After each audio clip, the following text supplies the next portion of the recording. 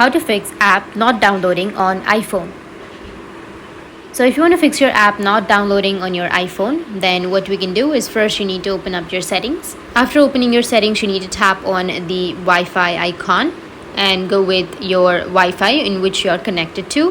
Now if you scroll down, then here you will have an option of renew lease. So you can tap on the renew lease.